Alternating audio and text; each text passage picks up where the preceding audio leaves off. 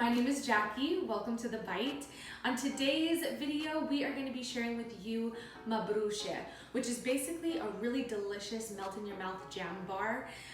Today I'm using apricot jam because that is a very traditional jam that we use for breakfast and things like that in the Middle East and in the Arab world.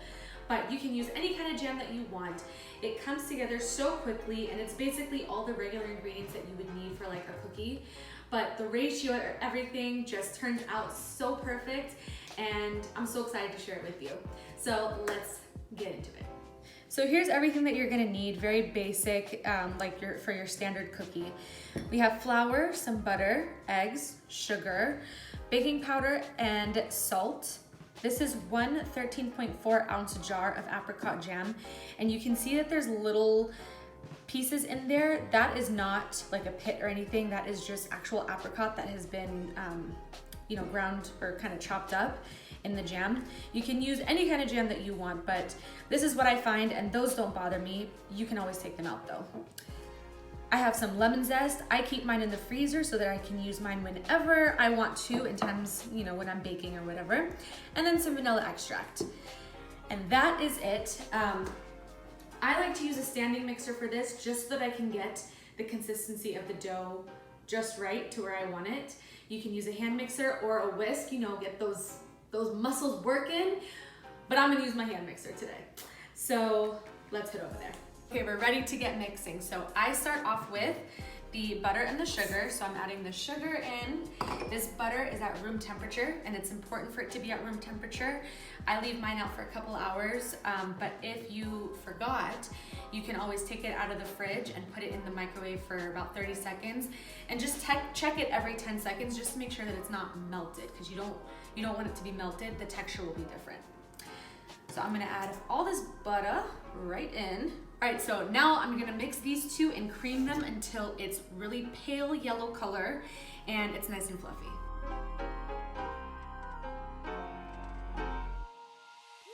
So you can see that it's all kind of on the sides. I lift this up and I take my spatula and I scrape down the sides so that I can get everything in the center again, and it's easier for my machine to mix. Okay, now I'm going to add my vanilla extract.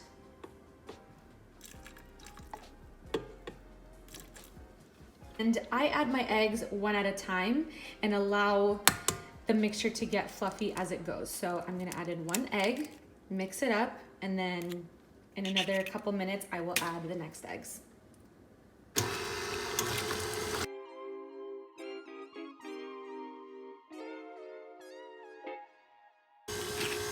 So you can see how much fluffier that's gotten. So I'm gonna add the next egg and continue mixing.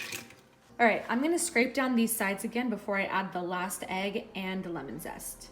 All right, last egg is in. I'm just going to add in my lemon zest. You can use orange zest as well, but I prefer lemon with the combination of apricot. So we'll give it one final mix, and then we can add in our dry ingredients.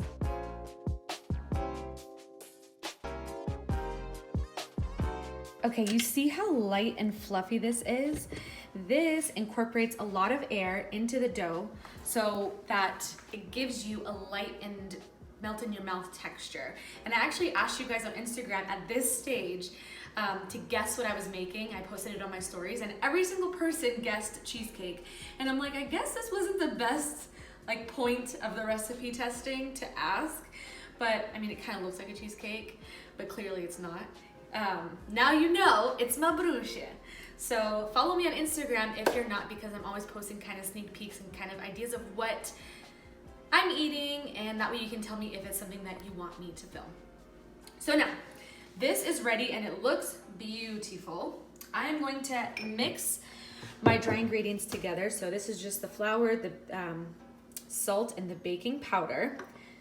And just mixing this so that there's not a clump of any one ingredient. And then I'm just going to add this in 2 portions into the dough so that we're not over mixing it. So just half the dough goes in. We'll mix it and then we'll add this other half.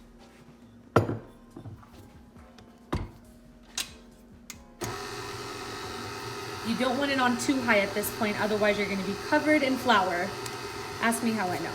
All right, it's coming together already, just after a few seconds. I don't wanna overmix this because I don't wanna activate the gluten in the flour. So this is a good stopping point to add in the remainder of the flour and then give it a final mix. And sometimes I find that the bottom of my stand mixer doesn't get incorporated, so I'm just going to kind of add that in and then mix it a little bit more before we add it into our baking pan. All right, this looks beautiful. I am ready to start adding this into my pan, and I will show you why we call it Mabroosheh. All right, dough is ready.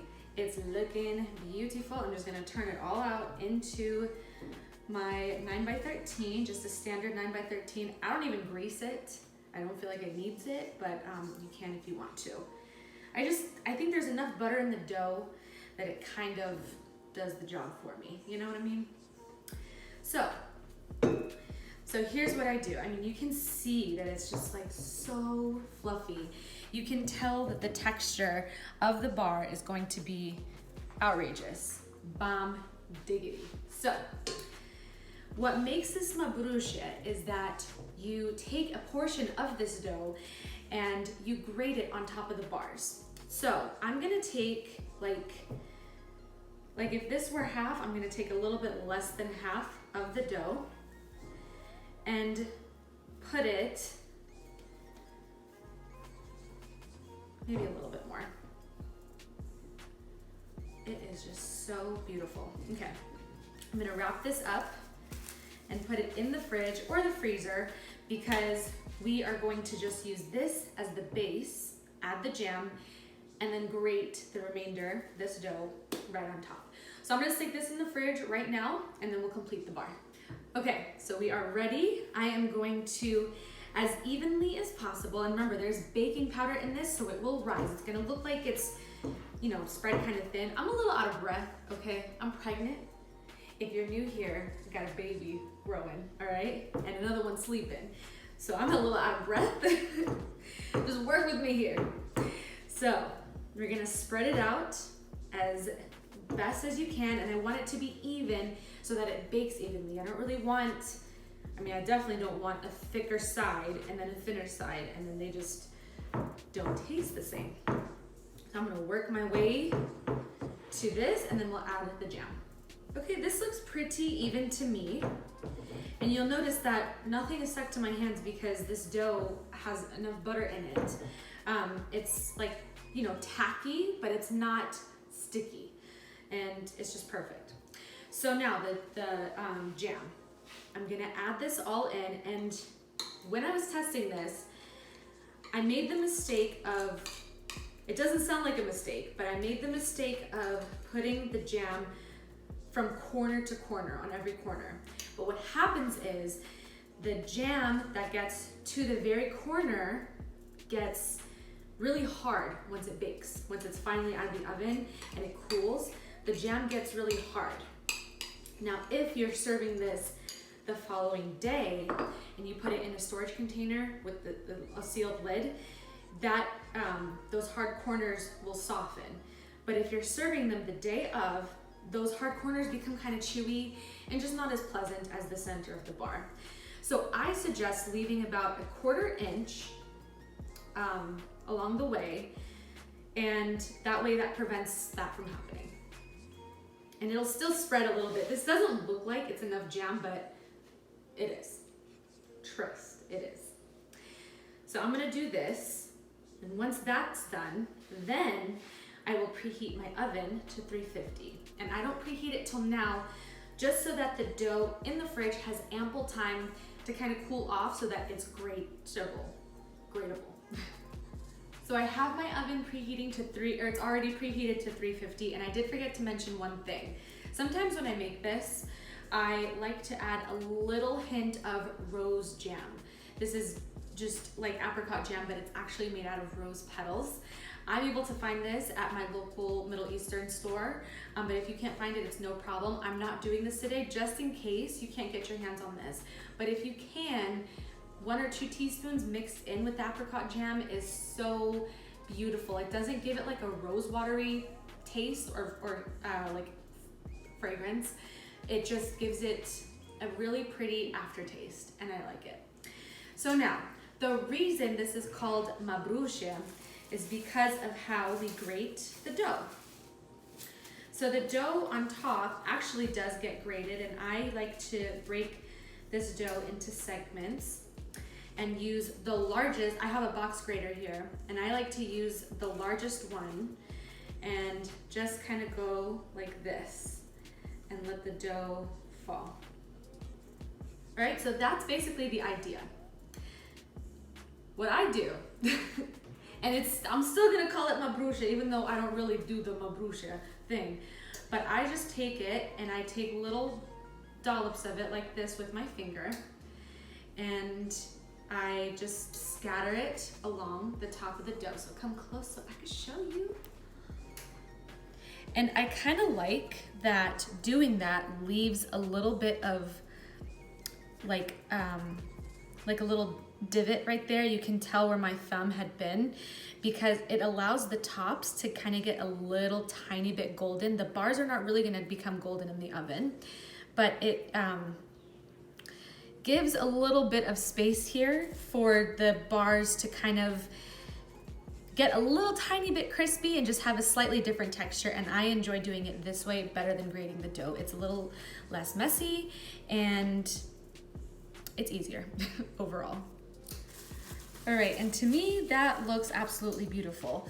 The dough will spread on the top a little bit, so you're not gonna get, you'll see a little bit of the jam peeking through and it'll be really pretty, but it's not gonna, it will spread more than what you see here.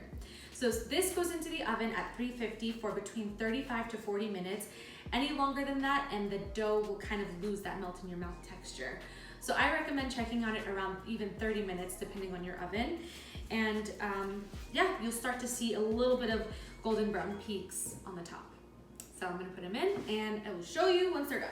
So I took these out of the oven around 35 minutes and they are perfect. You can see that it's just slightly golden brown on top, and they're not really golden all the way through, but you can see the little specks of the gold, like the parts where it was kind of scooped upwards, and I think that looks really pretty. But again, you can grate the dough if that's what you prefer. You should let these cool, but it's not gonna happen here, okay? So I'm going to take this part right here, and you can see, like I said, I did not grease the bottom of this pan, but it came out perfectly. There's nothing stuck to the bottom of the pan, so I don't think adding butter to the pan is necessary at all. But you can see that the bottom has a little bit of a crispy edge, but then the inside is so soft. Even when you're cutting into it, you can tell that it's soft, and it's really, really good. Oh, I'm already salivating. These are really good with tea. Love it. Okay, going in. It's gonna be hot.